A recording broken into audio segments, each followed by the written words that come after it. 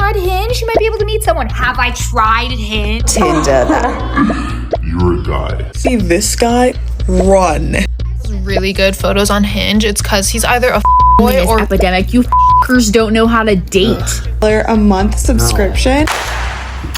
Dating apps. Do they really work?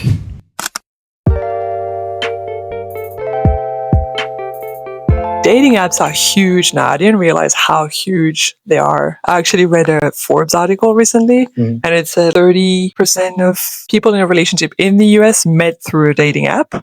That's like 80 million people, and we're millennials. So I think we saw the rise of dating apps, and I did not expect it to become that big. So that's why we wanted to talk about how the dating landscape has changed over the years and how dating apps have been impacting it, the pros and cons of it, just have a talk around that. The landscape has definitely changed. There was introduction to sites like christianmingle.com, eHarmony or something like that. See the evolution from that and then go into using dating apps myself. Yeah, because we did meet on a dating app ourselves. So when I was checking this article and that was showing how big these apps have become, I also saw this graph from Statista that was showing the actual evolution from like 30 years ago on how people meet each other. And obviously the curve for dating app went through the roof. Meanwhile, all other curves were going down. So meeting through a friend went down, meeting through family went down. So I think it raises a lot of question on how is it that we don't meet people through friends anymore, or through family, you know? It's an interesting trend. I mean, I think that there's still quite a bit of people who meet each other in day-to-day life through work, through school. I'm not sure how these statistics and research were performed, but I do think that there's still quite a bit of people who actually meet up in real life. And there is an online conversation about whether or not to use dating apps or whether or not to just try and meet people in real life at bars, you know. Bars was still actually quite high up. Bar and restaurants was the only other trend that was going up, but all others, through family, through friends and stuff, was going down. Oh, and that's I think a pretty easy test to perform. You gather a significant amount of people, enough so that you can estimate to be representative of the population, and you ask them how they met, like couples, and they will tell you how they met. And then when it's a big enough number that it can represent the whole population, you met statistics out of it, right? And yeah, overall dating app was the only one going through the roof, and bar and restaurant was still going up, not as high, but still on the rise. And all the others were like plunging. It does make sense, to be honest. People are more comfortable interacting with each other nowadays. I do think that there's a lot of virtual, even with people you know, people get more and more comfortable texting, talking behind a screen rather than, you know, just hanging out, rather than just what I guess people our generation were doing before, where you were just like, hey, let's just meet up and let's just, you know, get to know each other or whatever. I don't think you make friends the same way you used to make friends 20 years ago. I think that meeting people today is going to be vastly different just because the technology is going to change how we interact with each other, even in terms of how we do phone calls.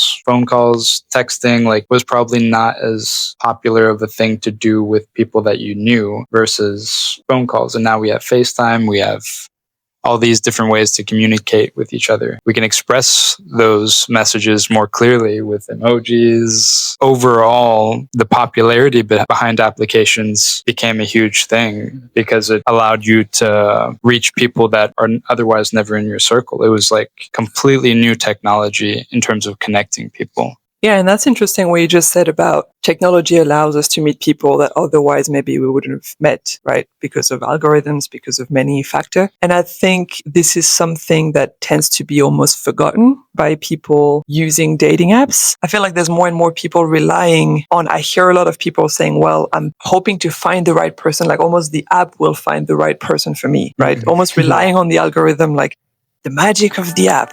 I'm going to create my profile and they're going to find the perfect person for me. When in fact, that's exactly what you said. Apps, technology is creating potential connections that wouldn't have been there otherwise for many reasons, because you don't have the same friend circle, you didn't go to the same schools, you didn't go to the same work. You just most likely wouldn't have met if technology wasn't this bridge between your lives. And that's basically all it does. And a lot of people take it for something other than that. But then the rest belongs to you and how you interact and you put that human touch to it. And I do think that's the only thing it's great for. It creates that bridge towards you, but then the whole work of walking across that bridge and talking to you belongs to me. Like it's on me. Yeah, definitely. It goes into your hands at that point. To me, dating apps already existed before dating applications were a thing. And what I mean by that is there were dating services. At those times, you had to go and you had to show up to a dating service in person. You had to tell this person, hey, I'm struggling on the dating scene. Can you please help me? Can you give a brother a hand? There was probably far less people willing to do that because it's this in-person thing. You're having to admit to someone in real life, like, hey, I'm struggling. And people are just less likely to do that. Application sort of removed that middleman, that middle person, and said, hey, we're going to connect you to a pool and we're going to let the algorithm solve it. So when it first started out, there was this, like I said, there's a bit of shame in admitting that you were using an application. Now that shame is gone because it's completely normalized. Yeah, that's right. I never thought of it that way, but it's definitely some sort of dating service. That's all it is. It's a dating service that's been put on a platform where you can stay at home and kind of not have to tell someone. That's a great point. And I think that because of that, because it's normalized, because people normalize using that platform as like a solution to their problem, they give the whole weight of the responsibility to the algorithm. And sometimes they miss out on what they should look at for. And they tend to forget to keep creating their own standards for yourself or keep being on the lookout for what they want and not what the algorithm thinks is good for them based on their profile, right? So making myself a bit clearer, when you're on the swiping mode, right, and you see like all these profiles and stuff, there's only so much the algorithm can do for you. They have a certain amount of information, they have your physical traits, they're going to do their best work as technology to be like, I think this person is going to be refined over time. If you start swiping a certain profile of people, they're going to be like, okay, I think this person's interested in that. Let me refine their taste. They can do that. That's great already. That's, fantastic. That being said, they can't figure out for yourself the red flag and green flags that are for according to your standards, right? So they might know the type of people that you're attracted to physically, but they will not know, for instance, if a certain attitude in the photo or certain things that are showed in the photo are not for you or like stand for a red flag for you. Again, clarifying myself because I told you earlier, it's easier with examples. Personally, when I was on dating apps, one red flag for me, and that's just for me, would be some guys taking pictures of themselves, usually like in their bathroom, in front of the mirror, shirtless, with like big abs and stuff. And that's not because of the abs. It's great. They have abs, like kudos to them. But it's more so because from the get-go, it sent a message to me that this person was probably more into, I want to hook up. I just want something not so serious. I'm showing my physique because I take care of myself and I'm looking for a similar type of body on the other end. And that's what I want to show immediately. That's fine. That's a decision of theirs. That's not what I was looking for. Now, don't get me wrong. It doesn't mean that anyone doing that is not serious. So you can like look for more information and stuff, but that sends already a message, especially if it's the first picture they're showing, right? So to me, it was some sort of red flag that would kind of tick for me. And I'd be like, I'm not so sure. Let me investigate a bit more, but probably not. The algorithm can't guess that for me. They can't guess that this person having this specific attitude is going to be a red flag for me and what it means in my mind, like the way I interpret this. They can't guess these sort of things for you. So trusting the algorithm blindly in like what's good for you or your taste or what should be your green or red flags is quite a mistake, in my opinion. Yeah. So to your point, I agree that the algorithm can't make the potential matches perfect based off of this lack of information. And I would even add to that's where these dating services back in the day that were more local, that had less people showing up posing with their photos for showing abs because there was a wall of embarrassment that they actually had to go through. Those services were probably performing better than applications do today. Also because of the human factor, right? They actually get to know you. Chances are they were actually asking you questions that were on a deeper understanding on their end and were like, oh, you don't like this type of thing, therefore making connections and like serving you better down the line. Yeah, I mean, think about it. Think about the quality of service that you get when you go to a local restaurant. A local chef, he knows exactly what your taste is. So he's going to cook you a meal that's going to be very tailored to what it is that you want. Once you have these applications that serve a mass demographic, Of course. And then you have a ton of people that expect, oh, I jump on this app, I'm going to find love. And they're really confused about what love is because of it. There's an expectation that you get with this. Yeah, I agree. Like it's almost, again, I think it goes back to this idea of like putting all the responsibility and all the weight on the app and the technology and the algorithm. It's like, yeah, it's going to find love for me. It's going to do all the job for me. Down the line, you're doing the job. There's no shortcut. Like you're going to be the one doing the job on both ends. And I think a big part of that has to do with the chat and how people approach chatting in the dating apps. I mean the texting, the communication between people. Oh, okay. Yeah, like through the dating app. Yeah. Right. And obviously I have a lot of experiences here. I'm going to skip it all because, we all have. I'm pretty sure like when I say that, people are going to be like, oh yeah, the amount of text crazy messages I've received and Plant stuff. emojis. Yeah, or worse. Is it plant emoji? How do you say eggplant emojis? Eggplant emoji, but yeah, there's worse than eggplant emojis. But not even real eggplant emojis. Unwarranted, uncalled for. Anyway, not even as bad as this. Some people say things that I am sure they would never say in real life. Yeah. And actually, I'm so sure of this because sometimes there were like a couple of things that were said that I was like, that's a bit much, or like you're just doing too much. But overall, it's going okay. Let's actually go to a date. Let's meet face to face, right? And we would meet for a drink, a coffee, whatever. And that person was completely different. Like you could tell they would never dare in a million years say to my face what they actually said, like by message. Yeah. Don't do that.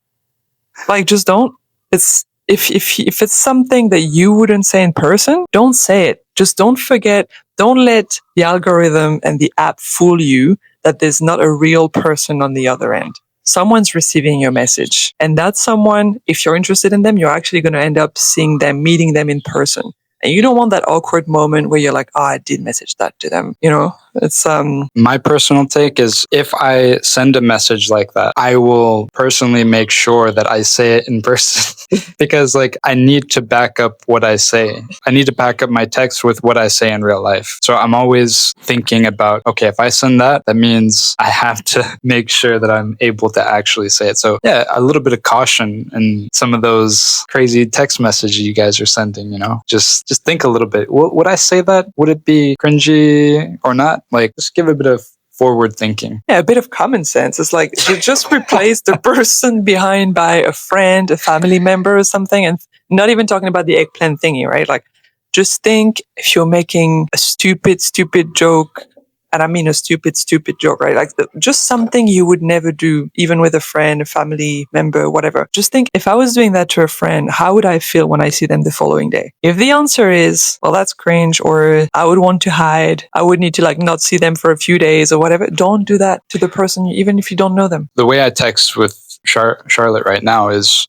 very different how I texted with her when I first met her. You have to earn that sort of comfort or that rapport between you guys. You can't just go out the gate, start making jokes about sex. And the thing is, it depends on who's saying. It depends on how you say it. Do you have that sort of charisma? Otherwise, it might make them scared and run off. So I had a lot of that. And the thing is, like, I feel for the guys because I've heard a lot out there that there's this questioning on like how to stand out in messaging. So I think some people try to stand out through their messaging, and they think that like having an abrasive tone is going to be a bit different from like the usual tone that some people use, or I don't know what it is. It just doesn't work. I personally haven't said anything that's crazy, so maybe that's just me. And to be honest, if you're creepy all around, just don't. I just went to that first date with this guy that was a bit of the type having the abrasive tone, but not too much. I was like, okay, let's give it a fair shot. And I just go to the date. I think 10 minutes in, he tells me something like, yeah, I think I do DJing at home or something that was like noisy. Right? He's like, yeah, I do some DJing at home. And he goes like, looking at me dead in the eye, I'll give him that. It's like, I'm saying this because I've got a very good basement at my place. Soundproof basement. He said that? Yeah. Which I think was meant to be somehow sexy or somehow leading me to like thinking you could make a lot of noise at his place, but it sounded like psychopath type of stuff. It really sounded like psychopath. That's crazy. Yeah, I was like, I was gonna say, I thought he was gonna be like, say something funny or just be like, speaking of which, I could put on a DJ show for you at my place. Which I think that would have been something I would have said that's very cheesy, but basement. yeah, soundproof. Basically, his whole point was to say that, like, you can go crazy at my place. Basement? I could It's not kidnap like, you. yeah, literally, it's not like I have a soundproof bedroom or something. It's like, I have a soundproof basement. I was like, Where oh my no one can find you. Yeah. So I'll give that to him. He dared saying it in person, dead in the eye. He was actually like Yeah, looking at me like that. That's Well, wild. that was a funny one. I'm sure he didn't say it in a creepy way. Yeah. No, he said it in a creepy way, but I'm sure his intentions were not creepy. But I've had a lot of messages that were like even more explicit and like crude and stuff, Yeah. where I know for a fact I never saw these people in person, but I would bet anything based on their profile pictures that they would never say that to your face. And I was like, well, you just lost a chance to meet a person. Yeah. It's not a good idea. I think you can always take a risk, and sometimes it pays off.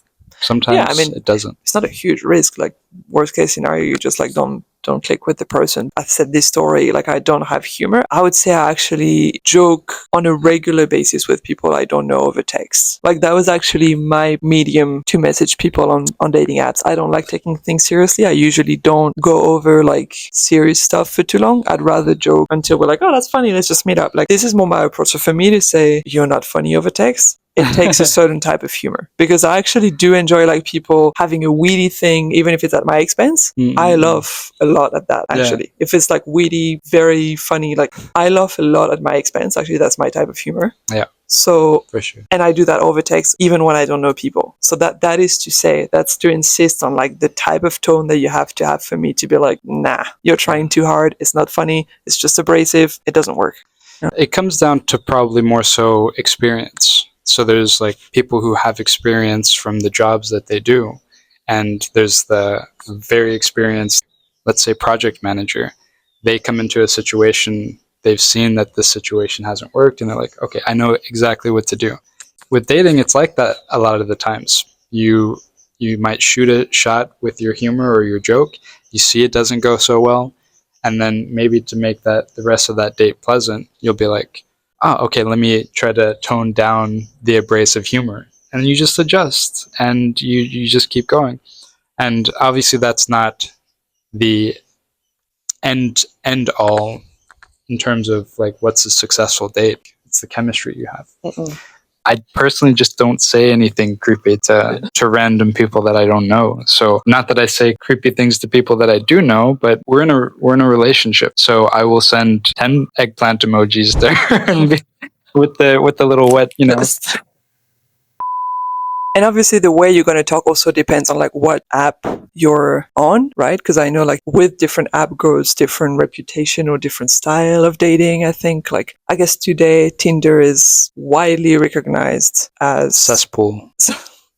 I wouldn't push it that far. I'm sure there's still some good people on Tinder, but like at least it's recognized as like very casual, to say the least, right? Like very, very casual.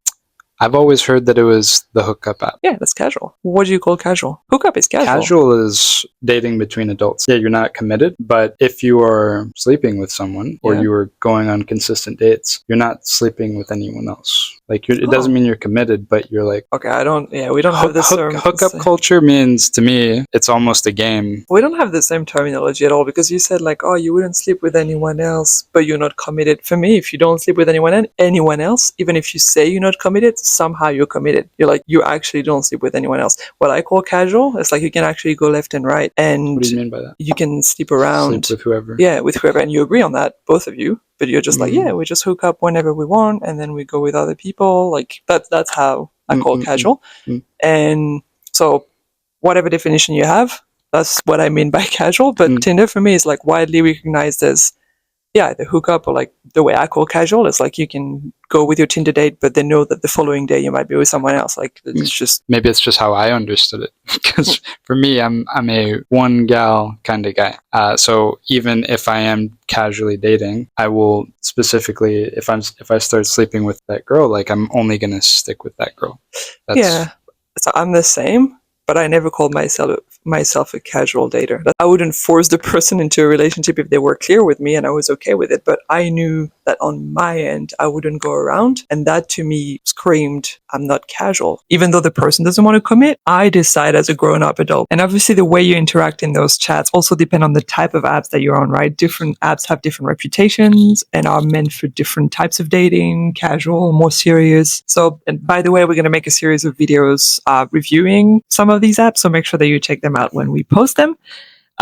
But also, so there's the way you behave on the apps. Like the authenticity should also transpire in your profile, in the photos that you take. So I think there's like a lot of, what they call it, catfishing out there. There's definitely a large amount of people out there who complain about catfishing, right? The idea that you aren't what you claim to look like in your photos. So yeah, there should be a balance between having your photos stand out and look very good, and also representing how you actually look in real life. Like this is definitely a huge issue that I hear a lot of people speaking about. Always comes down to the algorithm, the technology, but there's real humans behind the screen. Down the line, you can't fool anyone on the way you look, and that's not even targeting any particular type of person. If you're if you have a certain type of skin, if you have like whatever it is, weight, anything, just be as authentic as possible, because no matter what you look like, if you take pictures that look different, it will show eventually. So just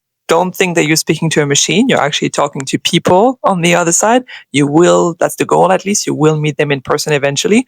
So just look and sound the way you look and sound in real life. That's what it is down the line, you know? Yeah, there's subtle catfishing, right? It's making your photos stand out, look good, really express who you are. But if you go and say, yeah, I'm an outdoorsy person, and all your photos are you being outdoors and doing things that you don't typically do, that's a type of catfishing people don't really speak about, because it doesn't represent things that you actually like to do. But people are posting these sort of photos to make it look like that's something that they enjoy doing when it's not. So you're catfishing someone with your fake personality traits rather than just your photos. Yeah, absolutely. And that's actually a great point, because that's something that I personally check when we talked earlier about the red flags and green flags that you should have for yourself. That is, for instance, I could be catfished that way. I could have been catfished that way because I was looking for people that would put a lot of outdoorsy pictures with their friends, doing a lot of things because that's what I like doing. And yeah, if you're lying about that, if you put like all these pictures, that's going to send me a message. And then if I go and the person's like, literally, I'm a homebody and that's all I do, it's not a red flag in itself for the right person, but it's a red flag for me. It just doesn't, fit anything that I stand for in life. The only catfish that I've really had was more so a misunderstanding of photos. And she definitely did not look like she did in her photos. She was a lot heavier. She was not so much into sports culture or like working out, which is very, very important point to me. Talking about our own experience here, when we matched on Bumble, I was checking a lot of your pictures, and you actually had a picture shaking hands with Superman. Oh, what is it, like one of those events where... yeah. How is it called? It was called Dragon Con.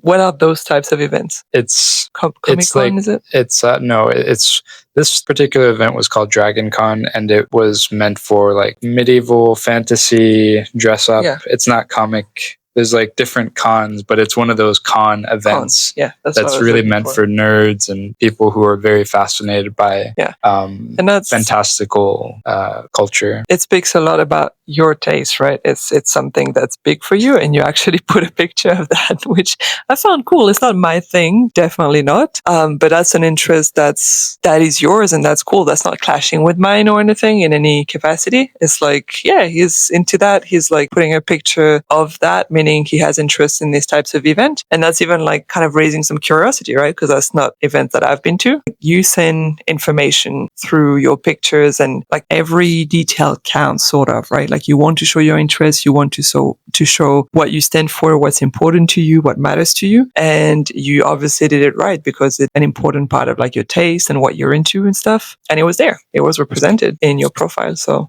and it's still being represented. We just recently did a review for a particular dating scene in the Superman movie, but that's what it is. Those photos that I posted on my dating profile definitely represented me at the time. I can even say that there were some photos that, in hindsight, did not represent me very well. Camping, hiking, backpacking are things that I used to do mainly because my friends at that time had camping gear and stuff. But now it's not something that I'm so passionate about that I do on my own. That is something I probably would go back and have changed because it's definitely not what I'm so passionate about that I would do on my own. I am an outdoorsy person because I love sports. yeah, but it's still representative, I think. Because like you say, you're still outdoorsy. You still like, you have a good mix between enjoying being indoors, chill, but also like doing things outdoors. So whether it was camping or something else, it was still like quite representative. But also in regards to like the chat that we talked about a lot, I think the way it worked between us is a very good summary to what the message that we're trying to pass on in this video, because we mentioned how you shouldn't put the whole responsibility and weight on the algorithm's shoulder, on the app's shoulder, and also you should behave in ways that you can basically retrospectively be proud of, right? Or you can look back on your chat and be okay with what you wrote and what you said. What happened with us is that we matched and then we exchanged a couple of messages, very, very little, just asking like, well, we knew our names, obviously, but how old are you? What do you do in life? Something like typical small talk for a couple of messages only. And then you messaged me straight away, okay, let's skip the small talk because we won't have much to say to each other otherwise, right? If we just put everything in the chat, there's no point. Like it might be awkward during a first date. So how about we just go for dinner and this small talk we're about to have, we have it in person. And I think what we did is literally the way I see dating apps. They're literally only what you make them. We made them a bridge to have a connection.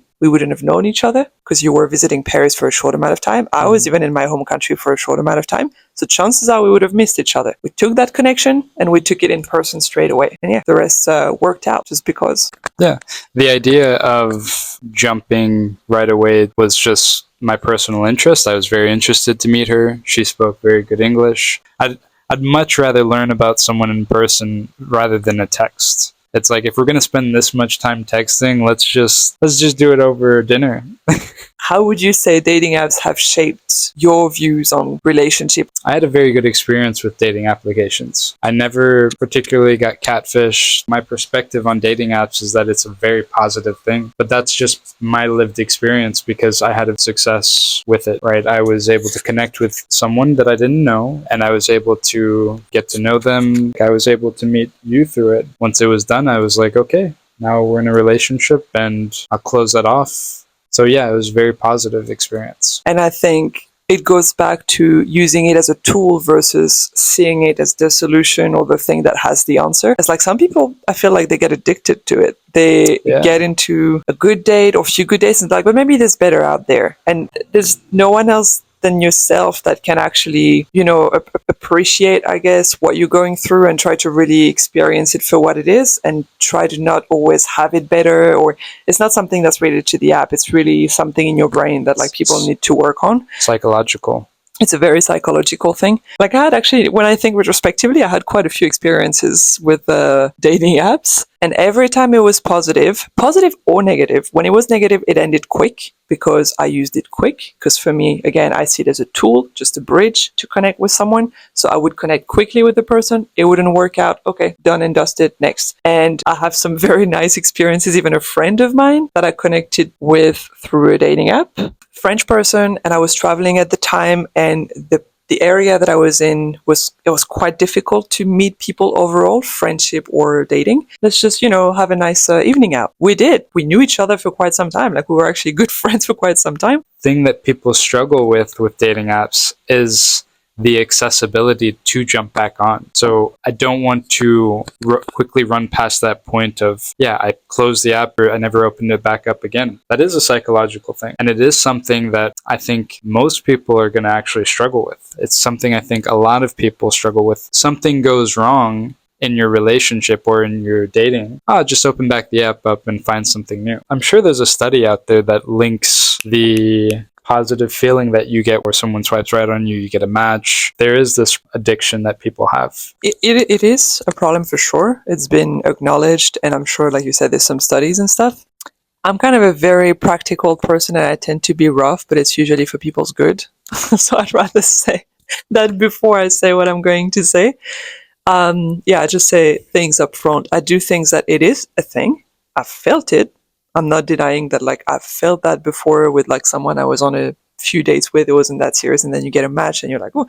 But there's an honesty you need to have with yourself. It's completely okay if you're like, for now, I'm not looking for anything serious, and therefore I can be back on it and just feel the rush and be okay with it and embrace it and go and talk to the person. The thing that I have an issue with is when you tell yourself, whether it's true or not, that you would like actually to find something serious, and you don't put the work. And part of the work is to work on that addiction. And even if you feel the rush to be like, but I have something going on that's actually going pretty well. It's not perfect, but it's going pretty well. I actually like this person, or I like the first dates that we had together. So I should. The right thing to do is actually to dig a bit deeper, because I'm looking for something serious. That's what I want at the moment, and it's going pretty well with this person. So let me actually go further before I get all excited, even though I do feel the rush, and that's okay. But I do have an issue with the complaining when you don't put the work. You know what I'm saying? I can't find anyone, but yet you go back home, you feel a rush, and you just give up on that person to like try the next because you had that rush. Take it for the tool that it is, and don't get addicted to it. It's nothing else than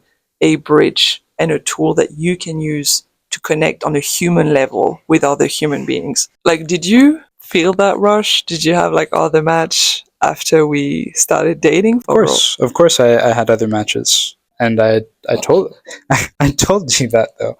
I don't typically feel much rush from that. For me, it means way more to keep spending time with you at that point. And I was spending so much time with you that it wasn't even a thought of me to like spend more time on the app. And there were probably some other people that I met, not on the dating app, but in real life, probably I could have went out with, but it didn't even occur to me. I wasn't even thinking about it. I was at the age that I'd rather spend more time actually getting to know someone. So it just wasn't me. So I had my very casual dating phase, but that was pretty limited. I wasn't trying so hard to play this game that a lot of social media talks about. Do you have like any awkward story? Like, we talked a lot about the chats, the interactions and stuff. Like, do you have any story like that happened to you? Some sort of awkward messaging, weird first message or something like that?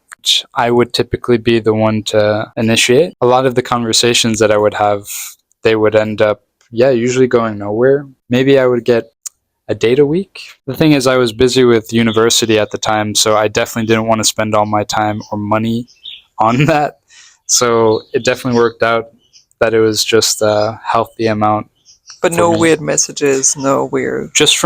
I noticed that there were a lot of bots on the app, that there were accounts, that just were like sending some automated messages and stuff. Oh, wow. Yeah, that's really on there. I think it's two different worlds, the male side and the female side. I've never had any of this automated thingy. I think it's probably fake females sending to males to like catfish or something. I don't understand what they were for, and that's what I remember, is that they were some sort of bot or something that seemed like a scam. But going back to ghosting, that's definitely... Any experience with ghosting for you? No, the ghosting experiences that I've had, I mean, it's in dating, but not through dating apps. It's like some people that are just not brave enough to end things with you without just disappearing. So it's more like late dating, like if you've been dating for a couple of months, 3 months or something, and then the person is just like not as much into you as you're into them, and they just like disappear instead of telling you to your face, like, actually, it's not going to work. Let's just end it here. For me personally, I've never had an experience, like a strong experience of ghosting. Everyone would always say, they'd send a message like, hey, I don't think we should go any further. Be very respectful. It's like, oh, thanks for telling me. Like, I've never had someone just all of a sudden stop messaging me though. So I wonder what your experience has been, what other people's experience has been, because I've heard a lot of negative. It's a catchword around dating, right? Ghosting. Yeah. I'll say this though, it's like ghosting is ghosting is terrible. I really despise actually people who ghost, like this approach from people. I guess that's something we'll address in another video because we probably need to wrap up. But that's just one last thing I wanted to say exactly on what you said. I'm sure it's going to be another topic we could talk about, but yeah, let's be clear once and for all. People say, I didn't have the time, are lying.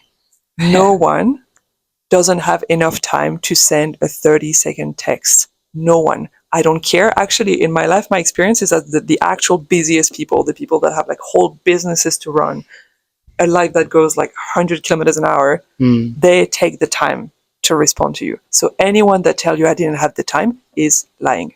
Period. Plain and simple. But I'm sure it's going to be an entire other topic because there's so much to say about that. Yeah. But they're lying. Yeah. They're liars. Yeah, they are. They're full of something. All right. That's that was a nice little chat. Let us know any ghosting, catfishing experiences that you've had in your dating experience, what apps you like. Let us know in the comments. Talk to us, and let us know what you want to talk specifically about in regards to dating. So that'll be it. Deuces. Cheers.